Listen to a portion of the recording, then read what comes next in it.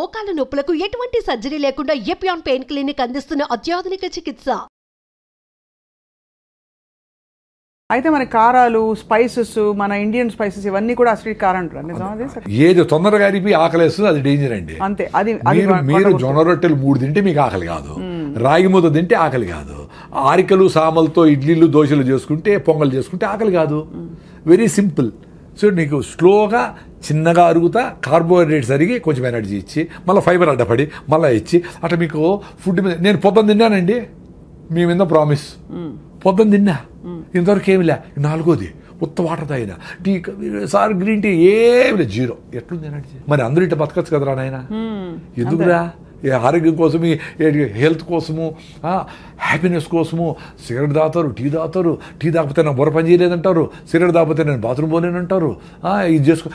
అరే పొద్దున్న లేచినప్పటి నుంచి బబ్లింగ్ ఎనర్జీతో ఉండేట్లుగా మనిషికి ఒక్కడికే స్కోప్ ఉంది. ఎందుకంటే ఫుడ్ గ్యారంటీ. ఎవరు వచ్చి మీద పడతారని భయం ఏమి లేదు. ఎక్కడికి పోయినా ఇప్పుడు వేరే జంతువులకి ఎప్పుడెప్పుడు ఏమేమి జరిగిపోతుంది భయం కదా. పాప వాటికి జింకకేమో పులి వచ్చి చంపేస్తుంది. పులికి అసలు జింక దొరుకుతుందని భయం దానికి. ఎందుకంటే 92 సార్లు జింక దొరకదు. దానికి ప్రాణ సంకటము, దీని ఫుడ్. సో ప్రాణ సంకటం ఈజ్ మోర్ రెలవెంట్. కాబట్టి దొరకకుండా పోయేదానికే ఛాన్స్ ఎక్కువ. ఇది కూడా నేను చస్తాను అనుకొని నేను ఫుడ్ లేకపోతే చచ్చిపోతాను అనుకుంటేనే అది దొరికేది. ఇది మనలాగా 1 గంట అయింది కాబట్టి ఆ స్మెల్ వచ్చింది, బిర్యానీ కలర్ వచ్చింది, అది చూస్తే జింక దొరకదు. అంత సీరియస్గా పెరిగింది. సో అంత ఫుడ్ రిక్వైర్మెంట్ ఉండేటప్పుడే తినేది జంతువులని. మనము ఇంత సెక్యూరిటీగా ఫుడ్ మంచిగా హ్యాపీగా పెట్టుకొని 9 గంటలకు పోవాలా, 8 గంటలకు స్టార్ట్ చేసి రే టైం ఉంది రాని పిల్లోళ్ళందరూ కూర్చోపెట్టి అది వేసుకొని, అమ్మ ఇది బాగాలేదా, ఈ చట్నీ వేసుకొని వేసుకో అని దాని మీద డిస్కస్ చేస్తా కింద కూర్చొని అందరూ చుట్టూ పెట్టుకొని బాగా ఫుడ్ని ఎంజాయ్ చేస్తా అట్లా పోవాలా. అన్ఫార్చునేట్లీ పొద్దున్న ఎట్లుంటుందండి ఇంట్లో, ఆటో వచ్చేసాయి కొట్టి నోట దూరంగా తినరా నాయాలు, ఇట్లే ఇప్పుడు లేట్ నువ్వు వేసి నీళ్లు పోసి కుక్కుతా ఉంటారు. అట్లా తినేది. మమ్మీ 2 minutes అంటూ అది 2 minute నూడిల్స్ 2 minutes అదే ఈమెకు హ్యాపీ అనమాట. ఉడకబెట్టేసి మళ్ళీ టీవీలు చూసుకుంటాం. ఎంత దరిద్రం అండి బాగా. అసలు ఎవరికి ఓపిక లేదు. ఆశ్చర్యం అదే. ఇప్పుడు మేమేదో 45 ఏళ్ళకి ఆర్గానిక్ ఫార్మింగ్, నేచురల్ ఫార్మింగ్, దేశీ ఆవులు, బటర్ మిల్క్, మన పెరుగు, మన ఫుడ్, మన చెరుకు, మన బెల్లం అని అది ఎంజాయ్ చేస్తాం ఇప్పుడు. అందుకని ఇంత ఎనర్జీ ఉంది మాకు. 2 things అండి. ఒకటి ఆరోగ్యంగా బబ్లింగ్ ఎనర్జీతో ఉండి చచ్చిపోవాలా, లేదు బతకాల, లేదంటే చచ్చిపోవాలి. 2 ఉంటాయి ఆప్షన్స్. బతకాలి లేకపోతే చచ్చిపోయే వరకు. పెద్దోళ్ళందరూ అట్లే ఉంటుంది. ఇట్లా ఉంగిపోయింటుంది ముసలామె.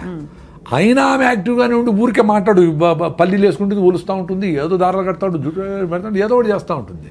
ఆ రాత్రి పడుకుంటే అది పొద్దునే చచ్చిపెట్టారు, లేదో దగ్గు వస్తూ చచ్చిపెట్టారు. ఇప్పుడు పండిపోయినారు, 90 ఏళ్ళు వచ్చినాయి. పండిపోయిన ఆకు గాలి వస్తే ఆ రోజే రాలుతుంది, లేకపోతే రేపు రాలిపోతుంది. అంత సింపుల్గా చచ్చిపోయినారు వాళ్ళు. మనం ఇప్పుడు డబ్బులు ఉన్నాయి కదా అని చెత్తంతా తిని 40 ఏళ్ళకంతా బీపీలు, షుగర్, థైరాయిడ్ తెచ్చుకొని ఇట్లా పెట్టుకొని హోల్ వేసుకొని బ్యాగ్ పెట్టుకొని పెట్టుకుంటా జల్లు గార్చుకుంటా తోస్తా ఉంటే ఎందుకురా బతికేది? అట్లా 80 ఏళ్ళు బతికేది ఎందుకు? డబ్బులు ఉన్నాయని. మీ చేతుల్లో ఉంది కదా, యాక్సిడెంట్ కాకుండా తోలేది, ఆరోగ్యంగా ఉండేది. కొంచెం ఫిట్నెస్ కోసం పొద్దున్నే పరిగెత్తండి. ముందులాగా పనులు లేవు. పొద్దున్న 1 గంట సేపు కేబీఆర్ చుట్టూ పరిగెత్తాలి కదా, పెద్ద అదృష్టం కదా మీకు. ఆ చుట్టూ డబ్బులు కూడా ఎక్కడ చుట్టూ పరిగెత్తే మీ హార్ట్ లంగ్స్కు పాల్పిటేషన్ వచ్చి హార్ట్ కొట్టుకుందే, మీకు బ్లడ్ సర్క్యులేషన్ బెటర్ అయ్యి మొత్తం ప్రతి సెల్కి ఆక్సిజన్ అందందే మీరు ఆరోగ్యంగా ఉండలేరు. వారానికి 2 రోజులైనా ఆ పని చేయాల్సిందే.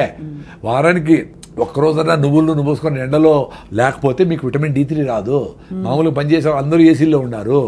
మీ B12 రావాలంటే అంబలి, ఈరోజు మిగిలిపోయిన నీళ్ళు పోసి పొద్దున్నే అంబలి అది చేసుకొని గట్ మైక్రోవేవ్ ఇంప్రూవ్ చేసుకుంటే మీ గట్ నుంచి బ్రెయిన్కి బ్యారియర్ ఉంటుంది అడ్డం, దాన్ని దాటుకొని బ్యాక్టీరియా ఒకటే పైకి పోతుంది.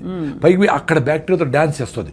అట్లా మన బాడీలో 350 ట్రిలియన్ల బ్యాక్టీరియా ఉంది. అవును. ఒరే మీరు బ్యాక్టీరియా, జీరో బ్యాక్టీరియా తోచి వస్తూ ఉంటారు అందరూ, సైన్స్ చదువుకున్న వాళ్ళు అందరూ. అన్నం తినేటప్పుడు కడుక్కోండి చెయ్యి ఒకసారి. అంతేగాని బ్యాక్టీరియా కోసం చేసి తోమి వేసి నోట్లో లిస్ట్రిన్లు డెటాల్ గిటాల్ ఎన్ని వాడు చంపేస్తారు స్వామి. అవి ఏంటి, నువ్వు బతికితే మేము బతకాల కదా అని పాపం అవి మనములు బతికించేదానికి అవి లోపల పని చేస్తా ఉన్నాయి. మనం వాటి ఎప్పుడు చంపుదామని ఉండవు. ఏందిరా ఇది సైన్సా?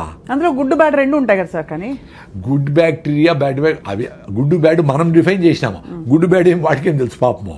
ఇప్పుడు మనకు మంచి చేసే బ్యాక్టీరియా ఎక్కువ ఉంటే చెడ్డ చేసే బ్యాక్టీరియా స్టెఫ్లోకాకస్ వీటిని ఆడబెట్టి మూలకు పడి ఉండరా గమ్మునుండు అని చెప్పి ఇది చెక్ చేస్తా ఆడ పెట్టింటుంది అంతే. దాన్ని ఎలిమినేట్ చేయాలని నువ్వు నానా కష్టాలు పడి యాంటీబయాటిక్లు వేసి చిన్న జ్వరం వస్తే ఏదో ఫైటింగ్ జరుగుతూ ఉంటుంది, జ్వరం వచ్చింది, ఆ ఫైటింగ్ చేస్తూ ఉంది, వదిలేదాన్ని నువ్వు రోజు రెస్ట్ తీసుకో. ఆకలి కాదు, అన్నం తినొద్దు, అది కూడా నేచరే చెప్పింది. నీకు ఆకలి కాకుండా రే నేను ఫైటింగ్ చేసుకుంటా ప్లీజ్ ఈరోజు తిండి నిలపరా అని చెప్తే మళ్ళా నువ్వు మందు వేసుకొని డోలు వేసుకొని మళ్ళా తింటావా? చెత్తనా ఎలా, ఎంత దరిద్రం అదే. అదే హోటల్ నుంచి సూప్ తెప్పించుకుంటారు సార్ చాలా మంది. సూప్ కాదు, బిర్యానీ. వాళ్ళ అమ్మే చెప్తా జ్వరం తగ్గింది, ఇప్పుడు తిన్నా ఆయన ఐస్ క్రీమ్ తిని నీకు ఇష్టమైంది తిను అని. ఎంత బ్యూటిఫుల్ అంటే నేచరు. ఆ కుక్కకి జ్వరం వస్తే మటన్ పెట్టినా తిందు, అడవి గడ్డి తిని వామిటింగ్ చేసుకుంటూ తిని అబ్బాయిని వామిటింగ్ చేసుకుంటుంది. మరి నువ్వేంది జ్వరం వచ్చిందిరా నేను ఫైట్ చేసి వదిలేరా ఒక్కరోజు అంటే మళ్ళా ఫుడ్ పెట్టి అబ్యూజ్ చేస్తావా? మళ్ళా హాస్పిటల్లో చేరి సెలైన్ పెట్టించుకొని యాంటీబయాటిక్లు వేసుకొని మొత్తం అన్ని నగలన్నీ వేసుకునేట్లన్నీ సెలైన్లు పెట్టించుకొని హాయిగా ₹1,00,000 ఖర్చు పెట్టుకుంటావు. అంత దరిద్రమే. ఒక ఏజ్ వరకు హెల్త్ టక్కన రెడీ అవుతుందండి. చిన్నపిల్లలు ఏమి చేయకపోయినా రెడీ అయిపోతారు. పెద్దోళ్ళు కొంచెం టైం ఇవ్వాలి వాళ్ళకి. ఫీవర్ వచ్చింది ఒకరోజు రెస్ట్, ఎక్కువ ఫీవర్ వచ్చింది పొట్టను బాగా తడిపెట్టబెట్టి దుడిసి ఆడ తడిగుడ్డ వేస్తే 2 డిగ్రీలు తగ్గుతుంది. 100-101 ఉంటే ఎక్కువ అయితే మళ్ళీ ఫిట్స్ రావచ్చు, అది డేంజర్. అది చూసుకుంటా మదర్లు ట్రై చేసి వాళ్ళకి జావో గేవో సింపుల్గా ఫ్రూట్స్ గిట్సో పెడితే 2 రోజులు 3 రోజులకి యాంటీబాడీస్ తయారైంది. బాడీ తయారు చేస్తుంది కదా యాంటీబాడీస్ని. ఇప్పుడు మీ ఇంటికి పోలీసులు వచ్చినారు, దొంగలు వచ్చినారు, మీరు పోలీసులు వచ్చేవారు కాసుకుంటారా, మీరే ఫైట్ చేస్తారా? పోలీసులు ఫోన్ చేసి ఇప్పుడు నైనా పోలీసులు పిలిచినాను ఆగు అంటే ఆగుతారు వాళ్ళు? వాడు వచ్చిన దొంగ చేతులతో ఫైట్ చేస్తే చేతులతో, లేదా కత్తి ఎత్తుకొస్తే కత్తితో, లేదా ఇంకో గన్ ఎత్తుకొస్తే గన్నుతో. అంటే ఏ రకంగా ఫైట్ చేయాలనే మెకానిజం ఇంత బ్యూటిఫుల్గా ఈ బాడీకి నేచర్ 2.5 మిలియన్ ఎన్నో మిలియన్ ఇయర్స్ నుంచి వచ్చింది ఎవల్యూషన్. అవును అవును. దానికి స్కోప్ ఇవ్వాలి కదా. అవును. ఒక రోజు 2 రోజులు గమ్మును పడుకోండి ఇంట్లో తినకుండా. అప్పుడు పడుకుంటే ఏ రకమైన దొంగలు వచ్చినారు, వాళ్ళకి ఏ రకమైన యాంటీబాడీస్ని తయారు చేయాలని తీసుకుంటుంది పాపం. అది దానికి స్కోప్ ఇవ్వాలా? మీరు యాంటీబయాటిక్ వేస్తే అంతే కదా, అన్నీ తెచ్చు కదా, మంచి చెడ్డ అన్నీ వా. సో ఏది ఫైట్ చేసేది? ఎంత బ్యూటిఫుల్గా చెప్పినారు కొంతమంది యూట్యూబ్లో. డాక్టరు ఏ సెల్ అయితే క్యాన్సర్కు నువ్వు ఫైట్ చేస్తుందో ఈ కెమోథెరపీ ఇచ్చినప్పుడు ఆ సెల్స్ చచ్చిపోతాయంట. రిపీటెడ్ కెమోథెరపీ రేడియేషన్ ఇస్తే.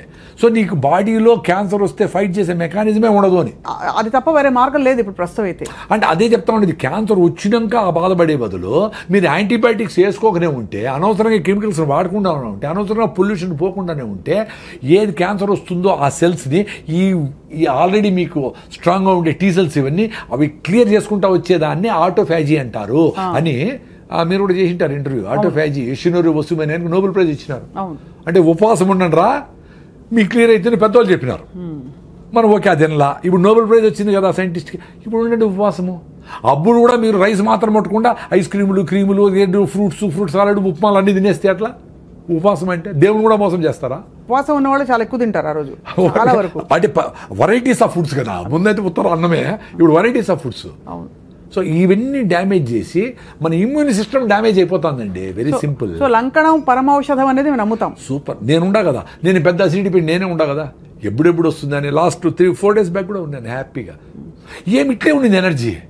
మరి నాకు డాక్టర్లు ఏం చెప్పినారు, నువ్వు తినాలా, నీ అసిడిటీ నువ్వు అసలు తింటానే ఉండాలా, తినలేదే మరి.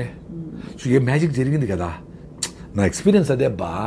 మీరు ఉపవాసం ఉండేదాని ముందర మీ బాడీని రెడీ చేసుకోవాలా. ఇప్పుడు ఈ వీడియో చూసి మీరు తింటా ఉండే గీడిల్స్తో ఉపవాసం ఉంటే కళ్ళు తిరిగి కింద పడతారు. ఎందుకంటే మీ హిమోగ్లోబిన్ 6 ఉంది, నా హిమోగ్లోబిన్ 15.8, నేను 7 కిలోమీటర్ రన్నింగ్ చేస్తా, నా విటమిన్ D 69 ఉంది, నా B12 సూపర్గా ఉంది, నేను ఓపోడు తింటే కూడా బాగుండే ఎక్స్పీరియన్స్ అయినా నేను, నాకేం కాదని తెలుసు. ఇప్పుడు ఈరోజు నుంచి 2 రోజులు తినకూడదు అంటే కూడా నేను ఉండిపోగలను. మరి ఎంత మా మేనకోడ అందరూ డాక్టర్ కదా, మా ఉపవాసం అదిటి అన్నారు.